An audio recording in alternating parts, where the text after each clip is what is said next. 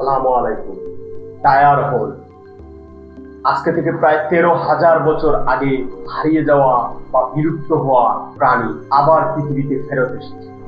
কলোজাল bioscience নামক একটি company এই দুঃসাধ্য কাজটি করেছে। দর্শক, আপনারা কি কখনো চিন্তা করতে পারেন আজকে থেকে হাজার হাজার বছর আগে হারিয়ে যাওয়া সকল প্রাণীকে আবার এই পৃথিবীতে ফেরত আনা হবে? যেই প্রাণীগুলো কালের বিবর্তনে বিলুপ্ত হয়ে গিয়েছিল, যেই ডাইনোসরের গল্প আমরা টিভিতে দেখেছি, যেই ডাইনোসরের গল্প আমরা বইয়ে পড়েছি, ডাইনোসরের গল্প আমরা ছবিতে দেখেছি, সেই ডাইনোসর যদি আবার আমাদের মধ্যে ফিরে আসে তবে পৃথিবীটা কেমন হবে? একবার চিন্তা করুন তো।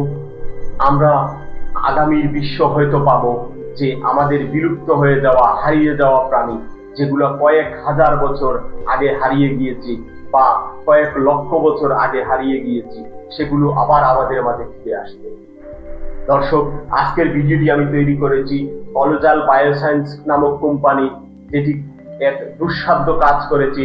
সেটি হচ্ছে টায়ার হোল নামক একটি প্রাণীকে আজকে থেকে প্রায় 13,000 বছর আগে হারিয়ে যাওয়া প্রাণী টায়ার হোলকে আবার এই পৃথিবীতে ফেরত এনেছে, যেটি এক অবিশ্বাস্য, অকল্পনীয় বা দুঃসাধ্য ব্যাপার বলা যায়। তাসমানিয়ান বাঘ বা ম্যামথ হাতি বা ডুডু পাখি, যেগুলো আজকে থেকে প্রায় মিলিয়ন বছর আগে আমাদের মধ্য থেকে হারিয়ে গিয়েছিল, সেই সমস্ত প্রাণী আমাদের মধ্যে আবার ফেরত আসবে, এটি দাবি করছে কলোজাল বায়োসায়েন্স কোম্পানি। দর্শক, কলোজাল বায়োসায়েন্স কোম্পানি আমেরিকার একটি গোপন গবেষণাগারে এই দুটি টায়ার হোলফের জন্ম দিয়েছে, যেটির একটির নাম হচ্ছে রোমুলুস এবং আরেকটি হচ্ছে রেমুলাস।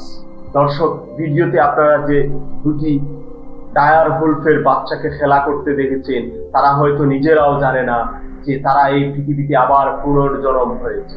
কলোজাল বায়োসায়েন্স নামক কোম্পানি আমেরিকার একটি গোপন গবেষণাগারে দীর্ঘদিনের গবেষণা করে এই দুটি প্রাণীর পুনর্জন্ম করেছে এবং তারাই পৃথিবীতে পুনর্জন্মিত প্রথম দুটি সফল উদ্ভাবন। 1854 সালে আমেরিকার ওহিও নদীর পাশে মানুষ সর্বপ্রথম টায়ার হোলফের ফসিল আবিষ্কার করে বা পায়। পরবর্তীতে বিজ্ঞানীরা এই ফসিল গবেষণা করে দেখা যায় এটি একটি ভিন্ন প্রজাতির প্রাণী। কেউ কেউ মনে করেন কুকুরের ফসিল, আবার কেউ বলেন শিয়াল বা হায়নার ফসিল, আবার কেউ মনে করেন অন্য কোনো প্রাণীর ফসিল। কেননা এত বছর পুরনো ফসিল, তার উপর এমন কোনো প্রাণীর অস্তিত্ব পৃথিবীতে না থাকার কারণে সায়েন্টিস্টরা এটি কেমন প্রাণী হবে তা নিয়ে চিন্তায় পড়ে যান। 3D অ্যানিমেটেড ছবি তৈরি করার পর দেখা যায় এটি সম্পূর্ণ একটি নতুন প্রজাতির প্রাণী। দর্শক, এই টায়ার হোল পৃথিবীতে আসার যে ফুল প্রক্রিয়াটা কিভাবে ঘটলো, কিভাবে বিজ্ঞানীরা এত জটিল একটা বিষয়কে কিভাবে করলেন, সেটি আমি এখন তুলে ধরব। জেনেটিক ইঞ্জিনিয়ারিং এটি সম্পূর্ণ এবং আধুনিক বিজ্ঞানের একটি নতুন অধ্যায়, যার মাধ্যমে কোনো প্রাণীর ফসিল থেকে ডিএনএ সংগ্রহ করে তা থেকে উক্ত প্রাণীর হুবহু জন্ম দিয়ে থাকেন। একটি ফসিলে হাজার বছরের পুরনো ডিএনএ সংরক্ষিত থাকে। এই প্রক্রিয়ায় বিজ্ঞানীরা মারা যাওয়া প্রাণীর ফসিল থেকে ডিএনএ এবং জিন সংগ্রহ করে, তারপর মিলিয়ে নেন উক্ত ডিএনএ ও জিনের সব থেকে কাছের জীবিত প্রাণীর সঙ্গে। বিজ্ঞানীরা সর্বপ্রথম পাওয়া ফসিল থেকে ডিএনএ এবং জিন সংগ্রহ করে এবং তার সবচেয়ে নিকটতম যে জীবিত প্রাণী রয়েছে সেই প্রাণীর জিন এবং ডিএনএর সাথে মিল করে তৈরি করেন নতুন একটি ডিএনএ এবং সেই ডিএনএ-কে প্রক্রিয়াজাত করে নতুন একটি প্রাণী সিলেক্ট করে সেই প্রাণীর ভিতরে এই নতুন ডিএনএ-কে ইনজেক্ট করে এবং সেই প্রাণীর থেকে যে নতুন নবজাতক শিশুর জন্ম হয়, বাচ্চার জন্ম হয়, সেটি হচ্ছে নবজাতক নতুন সেই প্রাণী।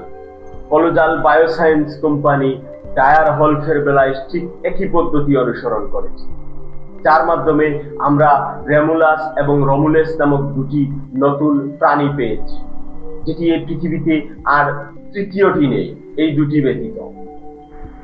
দর্শক, অদূর ভবিষ্যতে হারিয়ে যাওয়া প্রাণী তাসমানিয়ান টাইগার কিংবা ডোডো পাখি কিংবা ম্যামথ হাতি, যেগুলো হাতির সমজাতীয় কিন্তু হাতির থেকে অনেক বড়, সেগুলো আমরা আবার ফিরে পাবো। এই প্রসেসে হারিয়ে যাওয়া প্রাণীর ডিএনএ সংরক্ষিত থাকতে হয়। এভাবে জন্ম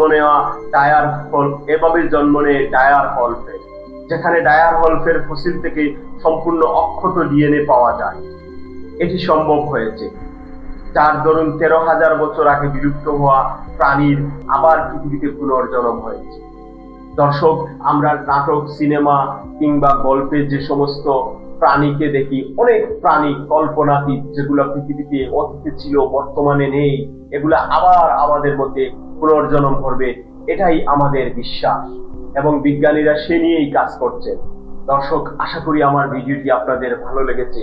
আগামীতে আপনারা কোন প্রাণীকে আবার পৃথিবীতে ফেরত দেখতে চান, যেগুলো আপনি হয়তো কোনো গল্পে পড়েছেন কিংবা সিনেমা কিংবা কারো কাছ থেকে শুনেছেন, এরকম কোনো প্রাণী যদি আপনাদের মনে হয় যে পৃথিবীতে চলে আসা জরুরি বা আসলে ভালো হয়, তাহলে অবশ্যই কমেন্ট করে সেই প্রাণীগুলোর নাম লিখে যাবেন। ধন্যবাদ ভিডিওটি দেখার জন্য।